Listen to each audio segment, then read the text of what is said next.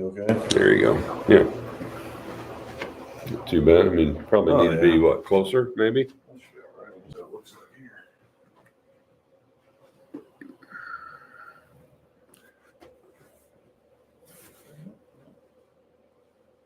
Is that livable? It's starting to come up here. Oh, there's a little delay. Let's see. I'm blocking. Oh, yeah. You can see it this fine.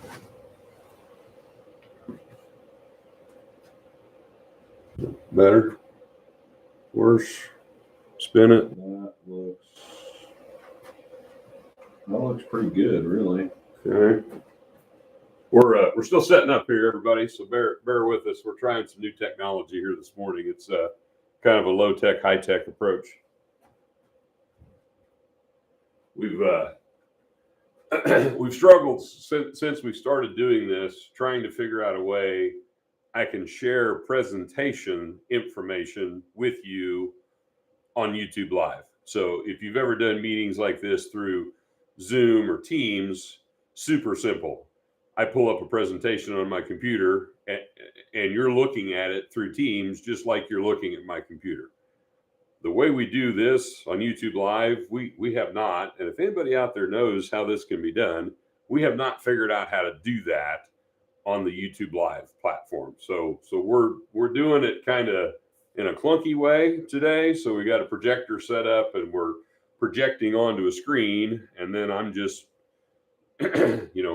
pointing the webcam at the screen so you can see what's on the screen. Now, I'm not going to try to be on cam while I'm showing this presentation information. So when we get done with this portion, we'll kind of reset up the stage here and keep going with our content. But continue to try to find ways to show visual information and yet stay with our YouTube Live platform that we like for other reasons because of the interaction in the chat and the fact that we're 3 years invested into using YouTube Live. So I don't really want to go away from that platform, but we would like to figure out a way to bring content to you in different ways. So anyway, good morning. Lance Starchione here. Adam Henniger with me. We're in the Nutrient Studios here at Macomb. And I'm going to apologize ahead of time for my voice and my periodic cough. Was diagnosed with pneumonia over the weekend and currently heavily medicated for dealing with that, and feel better today than I did on Monday. On Monday, I thought we were going to have to cancel or find a fill-in because I couldn't talk for 30 seconds without going into a coughing fit that felt like I was going to suffocate myself.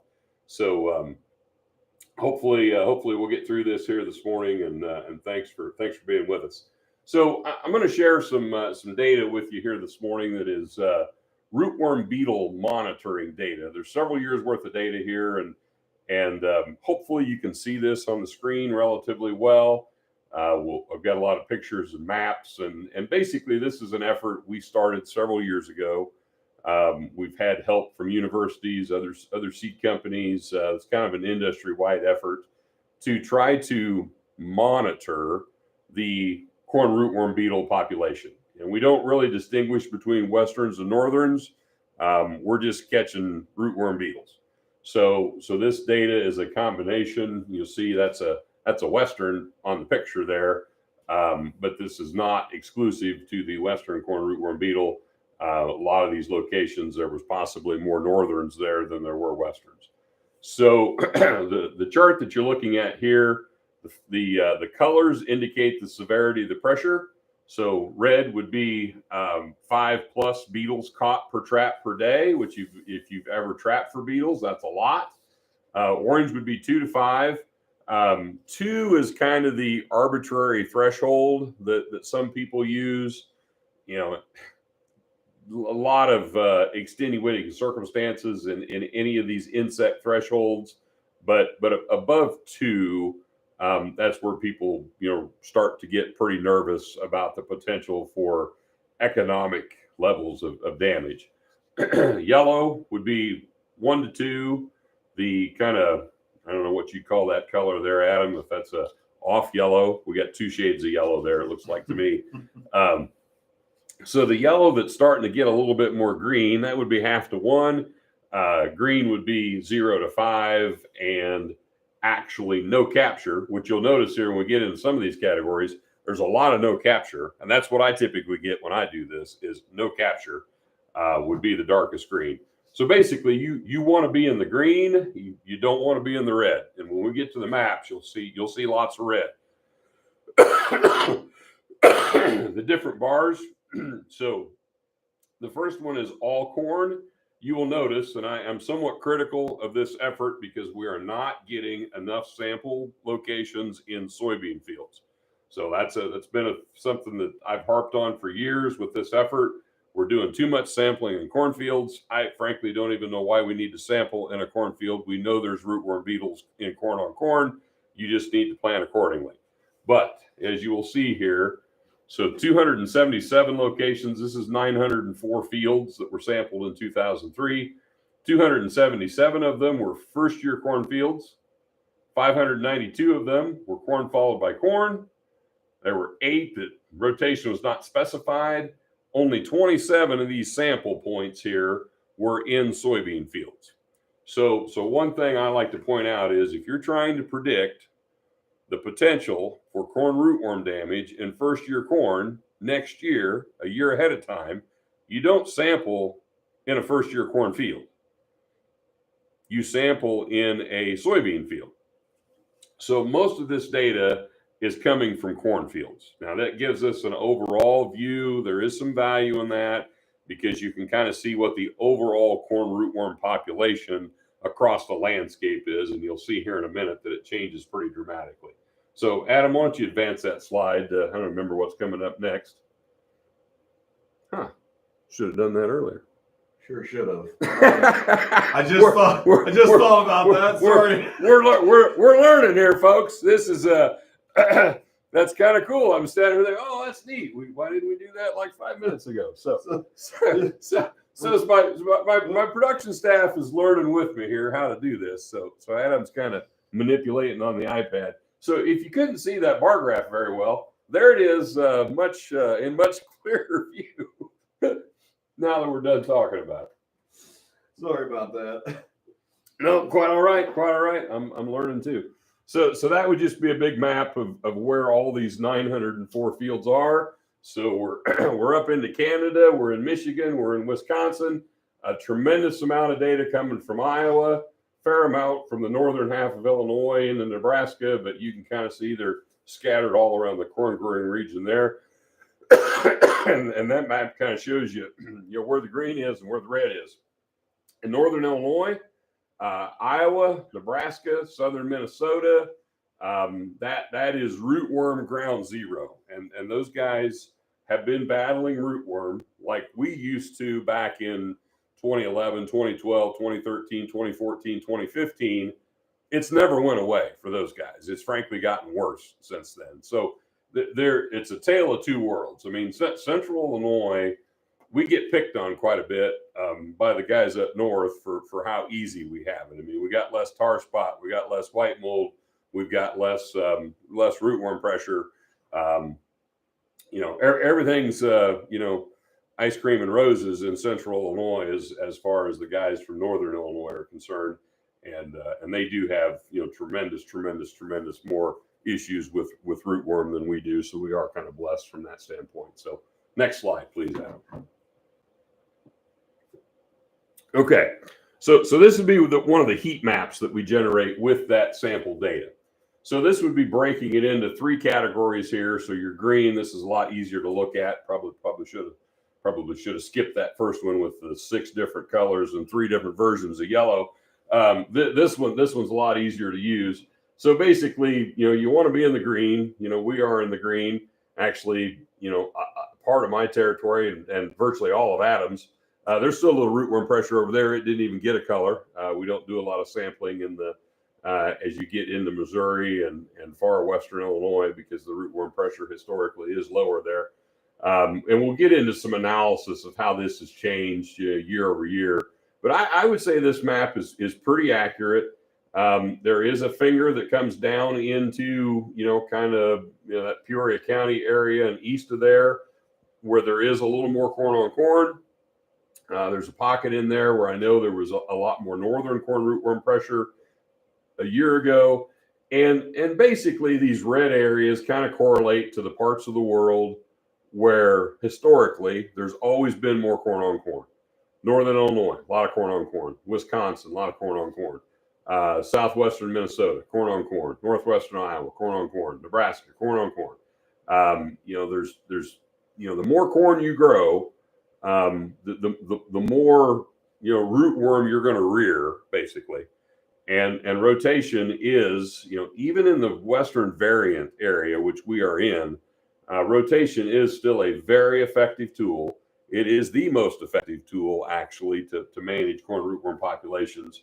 And we're constantly having conversations with growers in these red areas that just do not feel like they can raise soybeans, either because they need the corn for feed, they feel that corn performs better, they've got rocks, they've got other issues with soybeans, that soybeans are just more difficult to manage. Beans tend to struggle more with white mold and other diseases in some of these growing regions. And frankly, people just like corn better. So we continue to have conversations with people about the benefits of rotation, because that's definitely one of the things that's helping our geography down here, as well as southern Iowa, not have all the issues that the red areas have. So go ahead to the next slide, Adam. So this graph's kind of interesting here. So this would have been last year's, or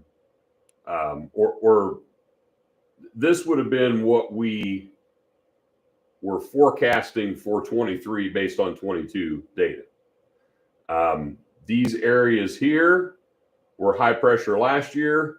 This area over here is an area that we are forecasting. So if you slide to the other side, Adam, if you want to get a sneak peek at what we think could be 24's map, we are expecting there could be an area here that could be maybe an increase in pressure year over year. This area out here is predicted to be an increase year over year. These two areas here have been problems for years, and likelihood is they're going to continue to be problems. And we're forecasting that, most of central Illinois will continue to be, not a problem for corn rootworm. So one thing that you might wonder is, well, what are we supposed to do with this information? Well, in 2024 and beyond, your options for what you do to protect your crop against corn rootworm are more numerous than they've ever been. There's more rootworm traits on the market today. There's more different combinations of rootworm traits on the market today. We still have granular insecticides. We still have liquid insecticides. We still have seed treatments. So, we're probably up to, 8 or 10 different ways you could try to control corn rootworm. And there's a gradation of strength of control. So you've got SmartStax Pro at the top of the pyramid with the highest level of root protection, all the way down to above ground traded only or even non-traded corn with zero protection. And then you could have untraded corn with insecticide, or you could have untraded corn with seed treatments, or you could start to use traits. And when you look at traits, you've got, older traits that have lower levels of efficacy. You've got the new RNAi technology that, when stacked with SmartStax to make SmartStax Pro, gives you that highest level of protection. We've got our new VT4 Pro technology coming out, which basically is SmartStax Pro with the Herculex rootworm pulled out of it. So you've got all these different levels of protection. And depending on where you're at, if you're in a green area, you're probably either going to raise non-rootworm corn, or maybe a VT4 Pro, or maybe an older technology product that, it's got some protection, but it's not the highest level of protection. If you're in that yellow area, you're probably thinking, at least a VT4 Pro or a SmartStax. And if you're in those red areas, it's probably SmartStax Pro is probably what you should be looking at for root protection, based on the risk of what level of pressure that you're going to deal with. So, there's really two things that influence rootworm efficacy with traits: is what's the level of pressure, and what's the level of resistance to the trait that you're using. So, if you've got, sky high rootworm populations, even if you don't have a high level of resistance, you can still have control issues, because obviously with all proteins, they have to ingest the root to ingest the protein, which means they have to eat some roots to die.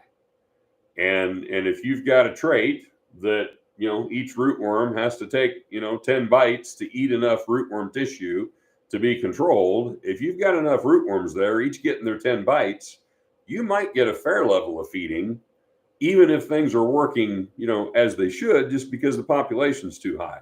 The analogy I like to use is water hemp control. When you've got a bajillion water hemp seeds per acre, you have to have 98 or 9 point some percent control to even have, what you would consider to be livable weed control. Any university weed scientist probably was taught that 85% weed control would be commercially acceptable. That's true if you've got 10 weeds in an acre.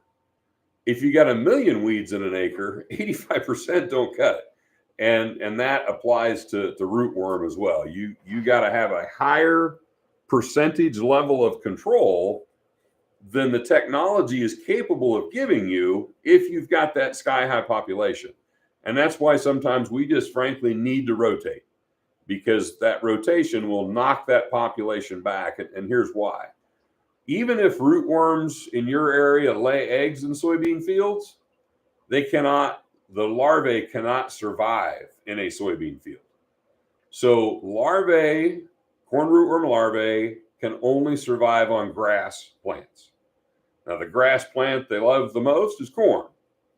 In the absence of corn, if you've got weedy grasses like foxtail and panicum and those type of species, they can kind of survive on that. If you got a lot of volunteer corn, they do quite well on that. So that's one of the reasons why we encourage, good levels of volunteer corn control if you're in a heavy rootworm area too, because if you've got a soybean field that's loaded with volunteer corn, that's not really rotation for the rootworm beetle, because the larvae that hatch out in that field that were laid in that field the year before when it was a cornfield can still survive on the roots of that volunteer corn. So it's important to, pay attention to weed control for corn rootworm management as well, because volunteer corn can actually rear a lot of rootworm in a soybean field because they don't know that they're in a soybean field, because there's lots of corn roots they can feed on in that soybean field. I don't remember what's next, Adam, but forge ahead there. So this is just a multi-year look. That's all the years we've been doing it, and you can see there's a pretty strong correlation that Central Illinois, since we have started doing this, we are blessed with relatively low rootworm pressure. Multiple reasons for that. It's not that we're living right. It's that we do a lot of rotation, which is suppressing the population. We're using a lot of rootworm traded corn on acres that might potentially have rootworm, and the variant population has not been nearly as high and as active in recent years. And so our rotation that we typically do across most of this geography is doing a pretty good job keeping that rootworm population low enough that it's fairly easy to manage. And we've been benefiting for that for several years. And I would suspect, I don't know this for sure, I would suspect over the years, a lot of those dark green, which is no capture dots, are every year we get a small percentage of fields that are sampling in soybeans. A lot of those dark green dots probably are coming from the soybean fields. And so again, keep in mind, most of this data is coming out of cornfields. So most of this data would be relative to producers doing corn on corn. If you're doing rotated corn, vast majority of the state of Illinois, even up into northern Illinois, they do not have the pressure on the rotated acre that they do corn on corn. Now, northern Illinois, they will run into pretty heavy rootworm on first year corn because their population is so high, so intense. The rootworm are just, they're almost overcrowded, and so they spread out looking for space, and they just kind of end up being everywhere. And that's kind of where we were back in the 2011, 2012, 2013, 2014 era, where we had pretty heavy rootworm pressure. If we'd have been doing this mapping back then, there'd have been a lot of red, right through here, especially over here in east central and northeastern Illinois, which is about right there, roughly, is where the variant was first discovered. Fort Iroquois County area, northeastern Illinois, and that variant population, spread all the way across Indiana into Ohio, made it to western Illinois, almost to the Mississippi River. Variant has really never been for sure identified in Iowa, but they've got their own version of the variant because they've got what are called extended diapause northerns, which they lay eggs in a cornfield, but they lay dormant for a year. And then 2 years later, when you're in first year corn, they hatch. So they didn't lay the eggs in the previous year soybean field. They laid their eggs in the 2 year previous cornfield, but then they laid dormant for a year. So the western corn rootworm got around rotation by developing the first year corn variant that lays eggs in soybean fields. The northern corn rootworm got around rotation by developing extended diapause. So all species of rootworm have been very adaptable, have developed resistance to traits, have developed resistance to insecticide, and effectively, by changing their behavior, even developed resistance to rotation. I think we're probably getting close to the end here, Adam. What else we got? That's just that multi-year data again. So kind of same story there. Just some trends year over year. So in 2022, 74% of continuous cornfields were above threshold, with 71% in 23, so not a major change. 22, 10% of first year cornfields were above two beetle threshold. That went up to 14% in 2023. So, basically over the last several years, this data has continued to show that the overall rootworm population has been increasing. If you'd looked at this map back, 3 or 4 years ago, the red areas were smaller. There was more green. The problem has gotten worse. Now, we have been in an area where the problem basically hasn't been, and we kind of still don't have the problem. But the areas that do have an issue, it's gotten worse over the years. And so that's a little bit of a red flag warning for us, is that, if we aren't vigilant and don't pay attention to what we're doing, we could grow our own problem here, because the people that have had an issue, it has continued to get worse. And, if we adopted, if we go back to a lot of continuous corn. So, back in the, when did corn hit $8 the first time, Adam? Was that like 2008 or 9 or whenever that was? And yeah, they're in the late 2009, 10, early after 10, 11, 12. We went to probably a 2/3, 1/3 rotation in a lot of cases across central Illinois. There was a lot less 50-50, a lot more corn on corn, more acres of continuous corn. And even though we have the western variant version of the corn rootworm beetle, the more corn you grow, the more rootworm are going to thrive. And so in a landscape where there's a lot more corn planted, you're going to have a lot more rootworm. It's just bound to happen. And when we went back closer to 50-50 and corn on corn became more of a rare thing around here than a common thing, combined with a really wet summer in 2015, combined with widespread adoption of stack trait rootworm hybrids like Smart Stacks, higher level of control, that rootworm population kind of crashed, and our farming practices have basically prevented that, that population from rebounding, so that we're not in the situation that other parts of the country are in. Okay, so we kind of talked about different trait options out there. So Triceptas and doubles, no root protection at all. So you're only going to want to use those technologies where you suspect you've got no rootworm. SmartStax Pro, that would be the highest level of trait protection available on the market today. The only thing better at preventing rootworm than SmartStax Pro would be crop rotation. And then we've got VT4 Pro and SmartStax, which kind of fall in between here. So neither SmartStax or VT4 Pro has the same trait package that SmartStax Pro has. And having everything that's in these two products together in this product makes it the strongest by far.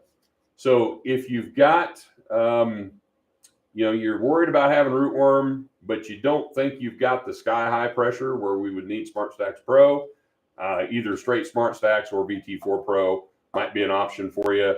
The advantage of VT4 Pro, and that's the reason we're bringing this new technology out, is without the Herculex rootworm trait in that package, it's easier to breed, rootworm hybrids that yield like doubles and Triceptas. And so that's really what's exciting about VT4 Pro is if you've been afraid to go to doubles and Triceptas because you don't feel good about having no rootworm protection whatsoever, but you'd like to have the yield of a double or a Tricepta, that's what you're going to be able to have with VT4 Pro. So for 24, very limited availability, basically one hybrid.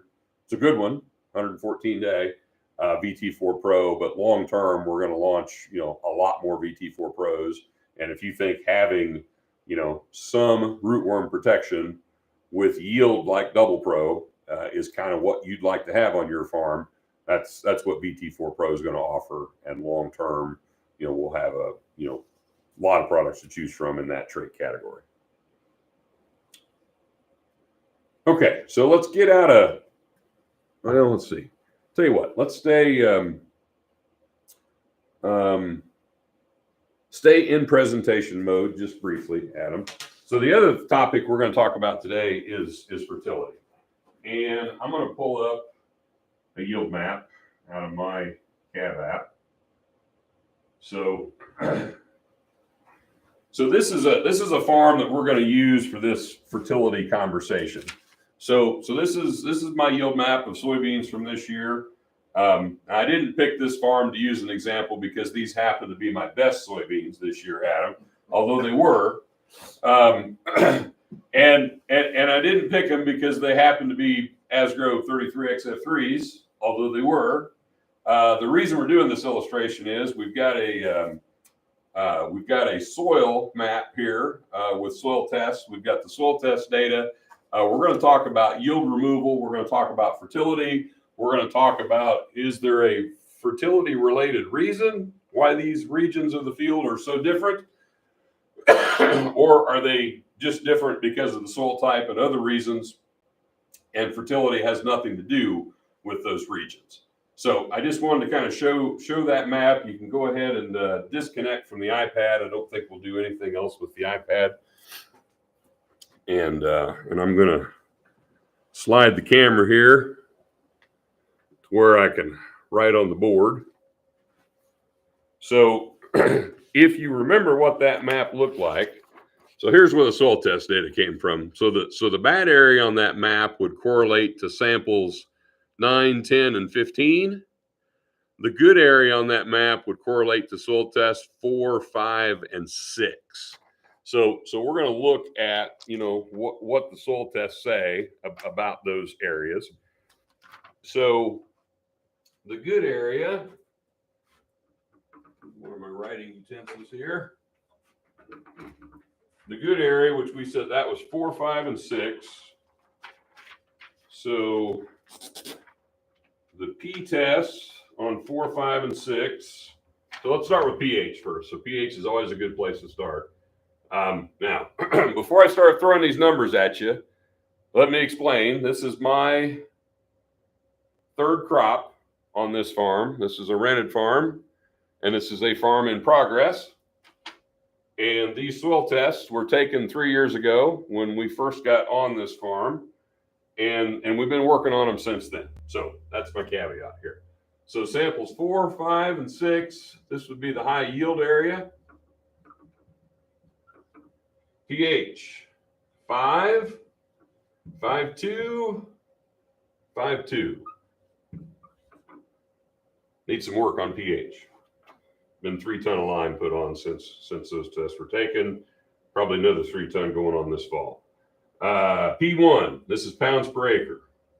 86, 64, 42. So pH, P1, pounds per acre. K, pounds per acre. 670, 360, 306. And the other thing we're going to look at is K, percent base saturation, which is, I think, pretty important, something I like to look at. And we are at 2.8, 2.7, 2.6. Now let's look at the low yield area, which was samples 9, 10, 15. So by comparison, pH is 5.5.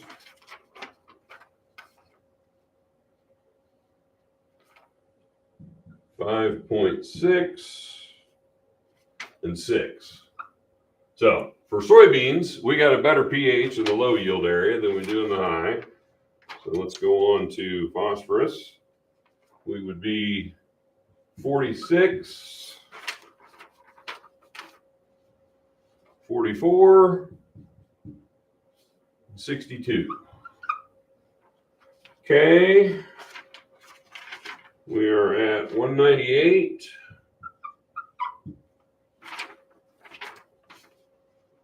172, 188. Base saturation, we are at 1.8, 1.7, 1.7. So if you just look at that at a glance, you would say the low yield area has slightly higher pH, although it's low as well. You would say the good area has slightly higher phosphorus, although it's only one sample, would be significantly different. Potassium, huge advantage in potassium levels to the high yield area, and a pretty significant advantage in base saturation in potassium to the high yield area. Although, I will note, my target base saturation is 3, so I wouldn't consider those to be great, but they're a hell of a lot better than these. So I would say, just at a glance, if there is a fertility-related reason why there was a 35 bushel yield difference between those two field regions. I didn't pull up the field regions, but the good one, that field region, average 105. Adam's looking at them there. Pop those up. What are those? I think it was 10. If you just touch the generated. there you go. So the poor area was 71, right? Yep. 70.7. And then what was the good? 105. Okay, 105. And that field actually averaged 84.5, if I recall. So ironically, almost perfectly, the midpoint between the high yielding region and the low yielding region was the average of the field. Probably that happens a lot of times in a lot of fields. That's how math works. And if you just spread that whole field for 84.5 bushel yield removal of soybeans, that alone would be a fairly significant investment, and we can talk about, how to calculate that. But, I would argue a better way to do it would be to put removal for 105 on over here and removal for 71 on over here, with the exception of, well, what if this area needs its fertility increased so that it can start to achieve these kind of yields? So if your low yielding areas are low yielding because of a fertility deficiency, you don't want to just do removal rate spreading. You're going to need to do some buildup as well. However, if the low yielding areas actually have sky high soil fertility, because something else other than lack of fertility is what's holding your yield back, well, then you don't need to put as much fertilizer on in those areas, because either A, they've already got the fertility that they need, or B, they're not removing as much fertility because the yield's not there. So you can't just look at yield. You can't just look at soil tests. To me, you have to look at both. And that's why I'm a big fan of doing removal rate spreading, so that you can, at the very least, keep from mining these good areas. And if you spread that field for its average yield, you're going to mine this spot every year. And eventually, my concern would be, you'll deplete these levels to where that area is no longer capable of yielding that. Now, what you will often find is, and this is what really surprised people when we started doing variable rate GPS soil testing and variable rate spreading, in many, many, many fields, the highest yielding part of the field actually has the lowest fertility, because we typically don't put enough on those spots to address the amount of removal that's occurring. So if that's the case, if this area here yielded 105 and had soil test levels that were actually low, I wouldn't consider these low. These are adequate, is what I would call those, with the exception of this one sample here. It's the only one that's high. Yeah, there must have been a cow patty there or something that they went through. But I'd say that area on an average is adequate fertility. It's not super high. You may find that if these levels start to drop, you don't achieve these yields anymore.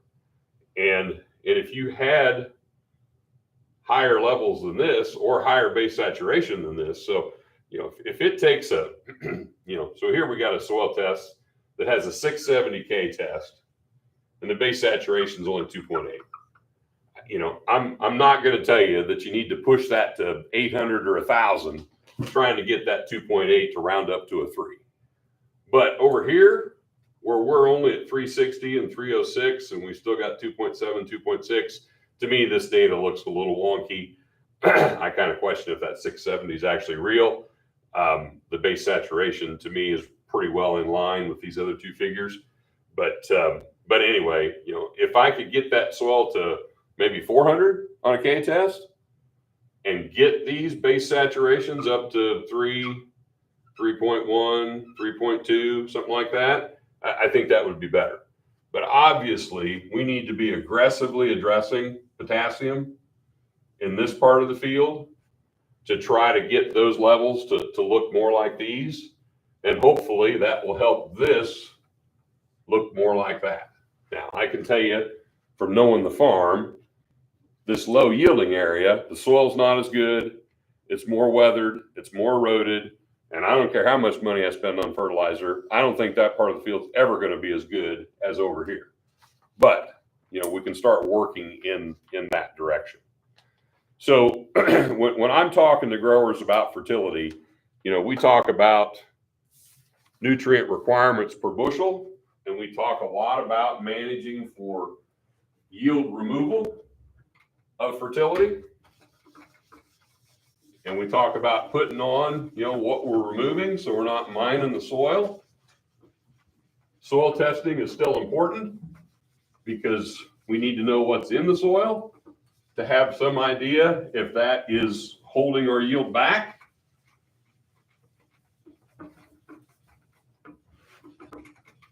pH is important because that affects the availability of many, many, many, many things in the soil. other nutrients, impacts the efficacy of pesticides, affects the biology of the soil. And we've talked about this before, but to figure your removal rates, the amount of, so for corn, nitrogen, you're going to remove 0.64 pounds per bushel. E2O5, which we get from our phosphorus fertilizers, 0.35 pounds per bushel. K2O, 0.25 pounds per bushel. And sulfur, which I like to not overlook, 0.06 pounds per bushel. And then you can just take that times whatever your yield, your actual yield was, or your yield goal is. And when we're talking about removal rate spreading, using your yield data to make these applications, you know, I developed this chart for 350 bushel corn. I use these numbers a lot just to illustrate the amount of fertilizer we're removing in a high yield environment. And in those high yield spots, which if you've ever had a field of 285 or 290 bushel corn, which some people have, there are places in that field that made 350. And in those places, you removed 267 pounds of DAP and 147 pounds of potash and 7 gallons of thiazole. To put that, your PKS in pounds of fertilizer, which is easier for people to think about. Then in that 100 bushel soybean spot, you removed 126 pounds of DAP,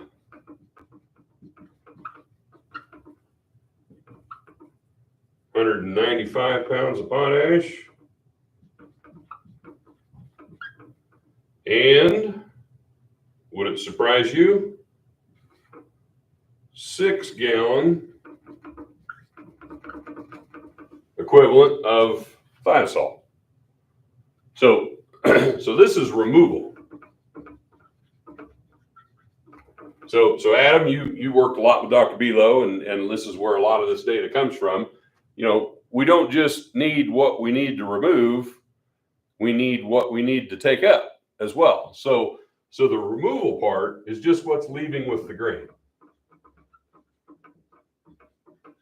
To produce that grain takes a whole lot more than this, because you got to feed the plant that's making the grain. And so that's what Dr. Belo refers to as uptake. And the uptake amounts are nearly double for a lot of nutrients what the removal is. So that plant has to be able to find a lot more nutrition than this to achieve a yield anywhere near close to 350 and 100. So you don't necessarily have to apply the uptake amount, because the soil works as a buffer. The soil is your storage place for fertility.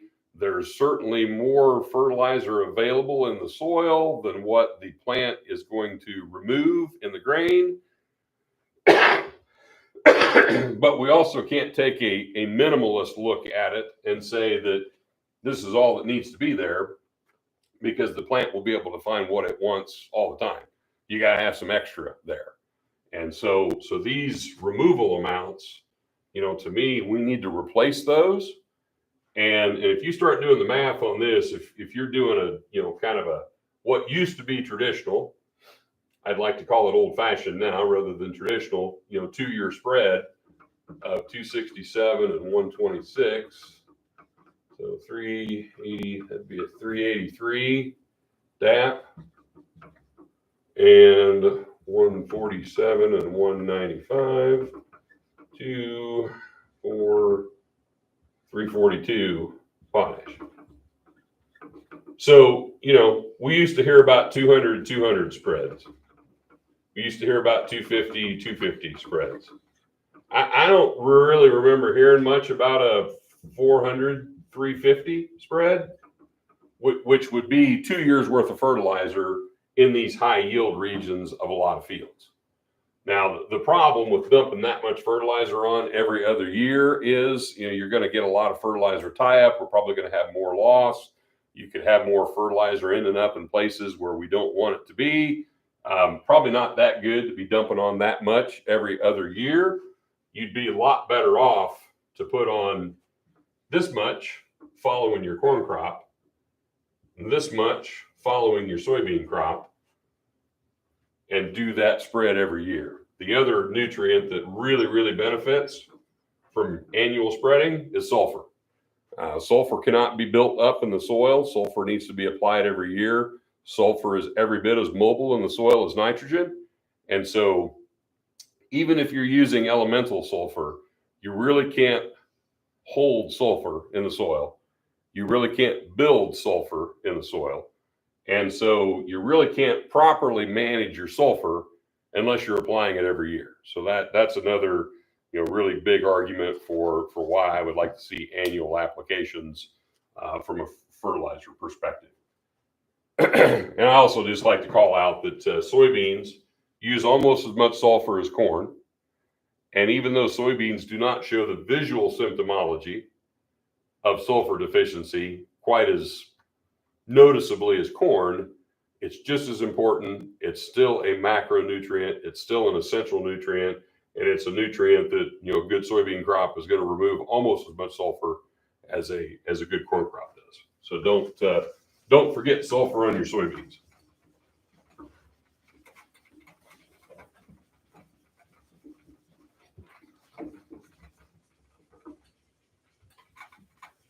And hopefully, even though we haven't necessarily mentioned it today, we do love your questions in the chat. So if you have questions, please send them in. In the absence of questions, I'm going to keep talking. The only other topic that I was maybe going to touch on today, if we don't get some questions, was fall burn down. So we've had some killing freezes, and it seems like every year there's this perception that if we've had a killing freeze, you can't do fall burn down anymore. You absolutely can. That killing freeze is for summer annual crops. It's not for winter annual weeds. So winter annual weeds have lots of good days of growing conditions yet to come. We have very actively growing things like chickweed, mare's tail, henbit, pennycress, prickly lettuce, all that kind of stuff that's already growing in your fields. If you look out there and you see a cast of green that's not soybeans or corn, it's probably chickweed, henbit, pennycress, whatever's going to be next spring's winter annuals. And we are at that time of year where the passion that you had for fall burn down in April and May has left your body. You haven't been pissed about the fact that you didn't do a fall burn down last year for a good 6 months now. And so we're getting ready to make the same mistake that we made last year, which is the same mistake we made the year before, and that's we didn't do a fall burn down. So, if there was some way we could bottle up how you feel about fall burn down in May and inject that back into your body in November, it'd be so great. But we haven't figured out how to do that. So this is my plea with you to remember how much you wish you'd done a fall burn down in May, and go do one now. And then you won't feel that way next May. So it's so easy to forget it. We get busy. I get it. This is anhydrous season. This is fertilizer season. I know my retail applicator friends, they cringe every time I bring up fall burn down, because while they like it and they know it's good, it can be hard for them to work into their workload. And they especially hate it when I talk about doing it in December, because once that sprayer's winterized and once we got pumps freezing and once we got that kind of stuff to deal with, that baby's getting parked and it ain't coming out again. So, hopefully between now and, let's say early December, we can get some fall burn down done. Then, you get all kinds of questions about, well, do I need a residual? Does it have to have Roundup? What products do I use? Should I, if I'm using residuals, what kind of rotation flexibility do I have? So I'm going to say, in my opinion, the most important thing in a fall burn down is to do it. The second most important thing in a fall burn down is to kill what's there the day you do it. And if you do those two things effectively, that's 98% of the value there.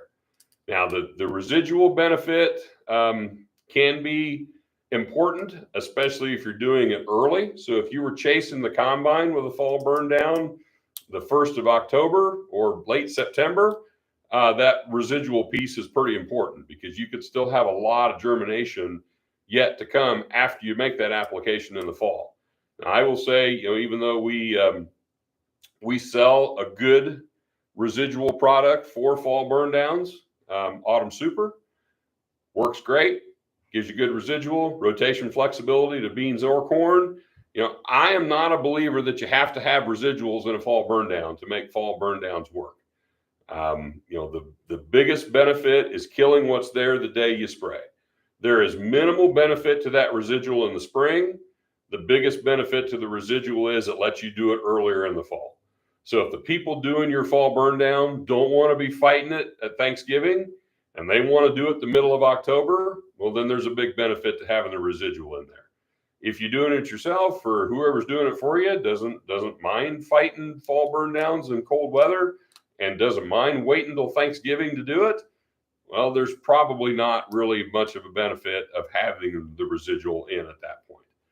The other question that comes up a lot is, well, what's the benefit of Roundup in a fall burn down? Can I just use like 2,4-D? Can I use dicamba? Can I use 2,4-D and dicamba? Can I use 2,4-D and Autumn Super, some other residual? Do I really have to have Roundup in there? No, you don't. But you will, in my experience, generally do a better job if you've got Roundup in there. The biggest disadvantage of having Roundup in the tank for the fall burn down is you can't just drift it all over the whole world while you're out there spraying your fall burn down. So some of the appeal of the non-Roundup fall burn down programs is you can sail through the waterways. You can hang the boom out over the fence row. You just don't have to be as careful if you don't have Roundup in the tank. It is very easy to kill. You would not believe, if you've never used Roundup in the fall before, it's so easy to kill a good waterway in the fall, you wouldn't believe it. It's hard to kill perennial grasses, in May. It's pretty easy to kill even brome grass in October or November. So if you're running Roundup in those fall burn downs, you have to treat those waterways with care. You have to treat those field edges with care. You have to stay out of the fence row if you still want grass growing in your fence row anyway. So there is a temptation to pull that out. Just makes the application easier to do. Just be aware you're going to do a better job getting control of all the weeds you're trying to kill if you've got Roundup in that mix. So, I like to use it, but I get for logistical reasons why sometimes people like to pull that out. So, most fall burn down folks are no-tillers, but I see lots of fields that are going to get hit with a one-pass tool in the spring, especially on rotational no-till farms. So let's say you're a no-till bean guy who hasn't historically done fall burn down, and let's say you hit your soybean stubble in the spring, or maybe you do vertical till in the fall and then hit it in the spring. Vertical tillage is not tillage. Vertical tillage is not going to remove, all those winter annual weeds.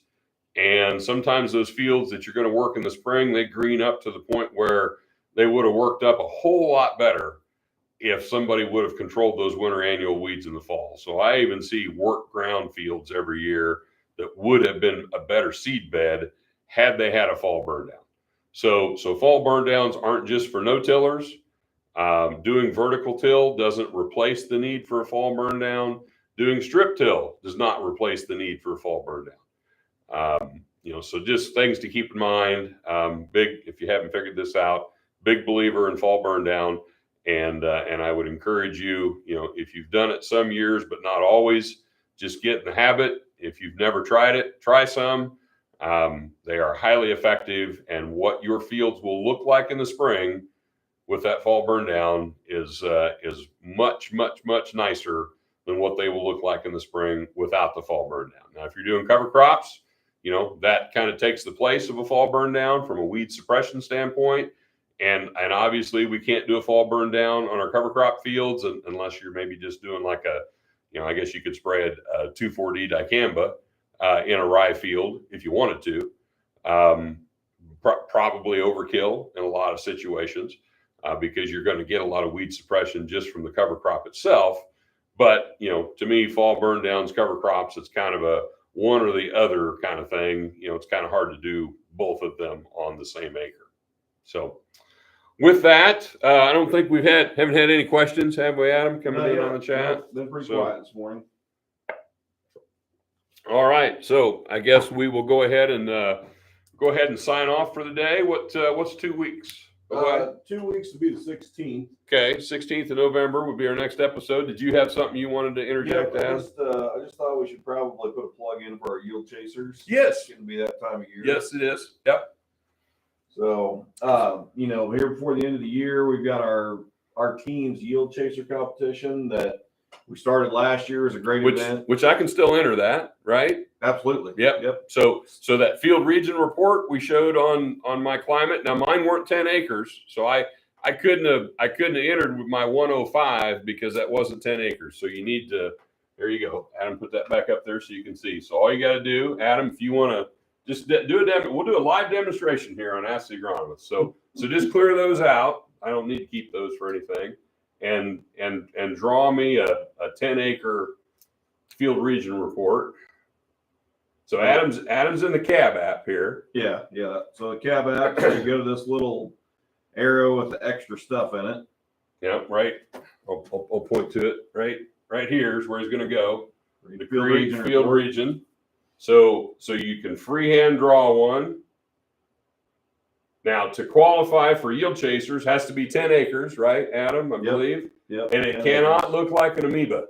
Now, it doesn't have to be like a perfect trapezoid. You can kind of like make a rhombus or something, or, you know, kind of skew it a little bit, or maybe put a little squiggle in it and add that really good spot. But don't make it look like moose antlers to where it's obvious you're cutting out all the crap and just picking the good stuff.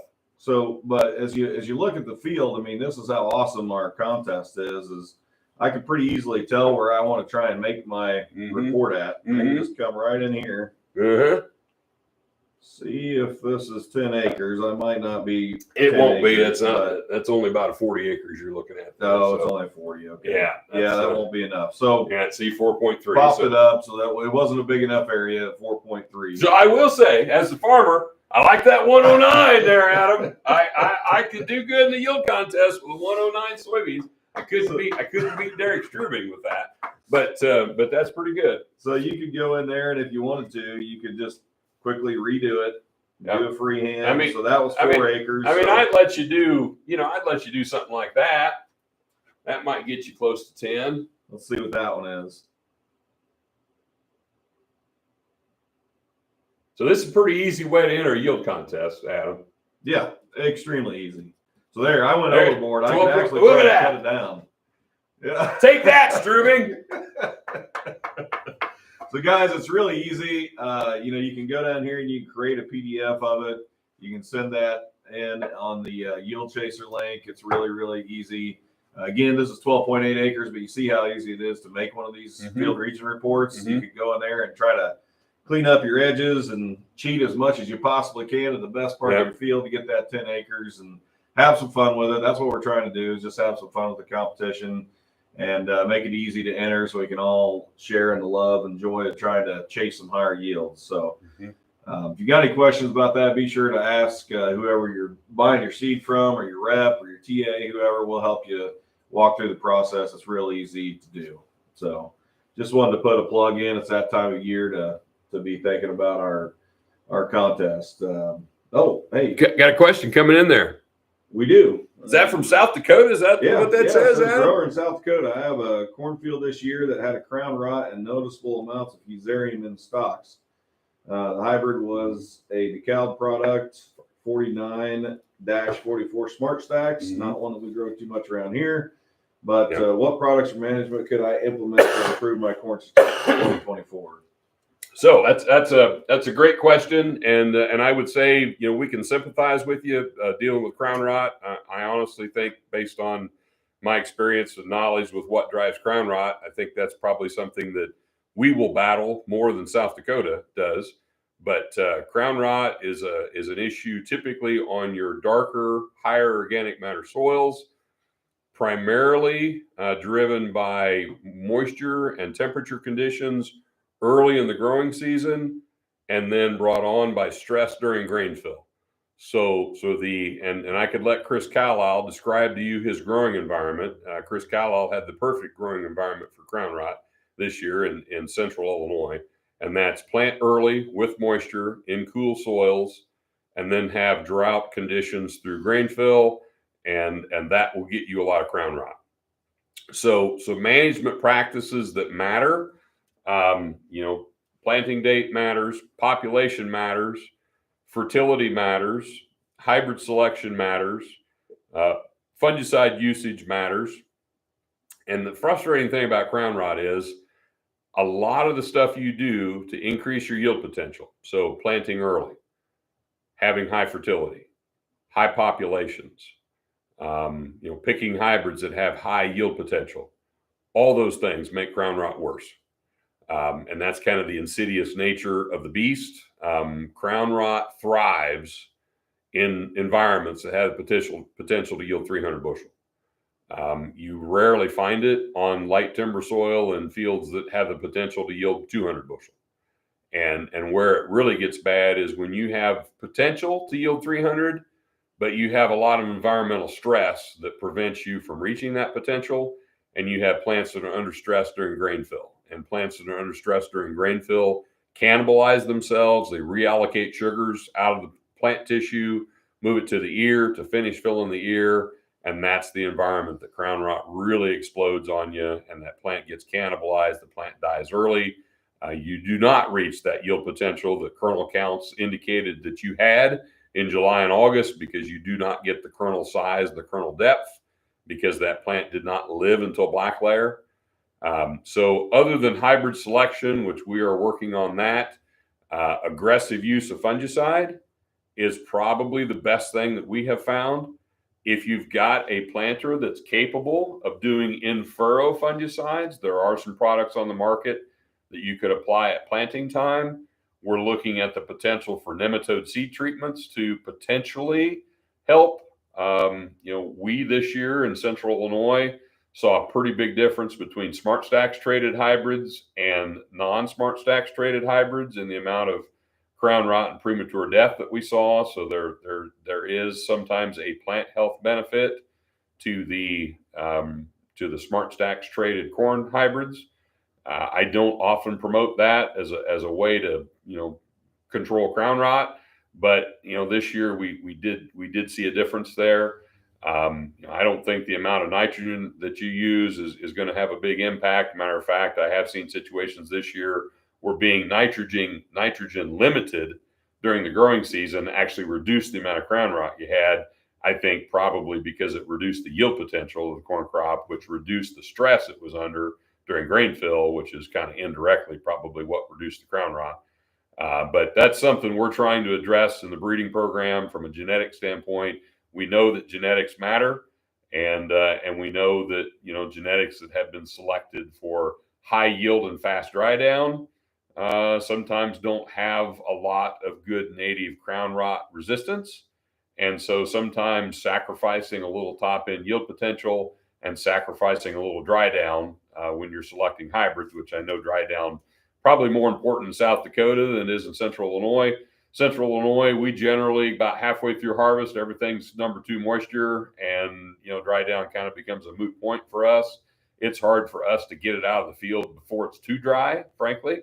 I don't know how crazy that sounds in South Dakota, but here in the Midwest, we harvest a lot of corn 17% and under coming out of the field. And generally when we're halfway through harvest, we're not even running the dryers anymore because everything's drier than we need it to be already.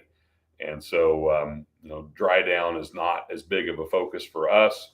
And hybrids that dry down super fast, sometimes dry down super fast because they kind of die early. and if they're dying early because of crown rot, those are ones to watch out for in those heavy crown rot environments. So no silver bullet solutions yet. There's little things that can help, but it's frustrating because some of the things you can do to lessen crown rot might also lessen your yield potential. So it's kind of a balancing act between, going for it all on yield and then getting waylaid by crown rot if the environmental conditions were right. So it's a big topic. We could devote entire episodes to what we can do to make crown rot better. Very environmentally dependent. So in my geography, we had a lot of crown rot in 2021. We had none in 2020, and then we had quite a bit in 2023. Or I'm sorry, in 2022 we had none. So 21 was a bad crown rot year. 22 was almost no crown rot. 23 was bad again, and all being driven by environment. So same hybrid, same management practice, exact same everything, completely different results in different years based on that environment. So like almost all diseases, heavily environmentally driven, but there are management practices that do kind of interact with that environment. So appreciate the question. Yep. Thanks a lot for the question. All right, everybody. Thanks for joining, and we'll see you again in 2 weeks. Thank you.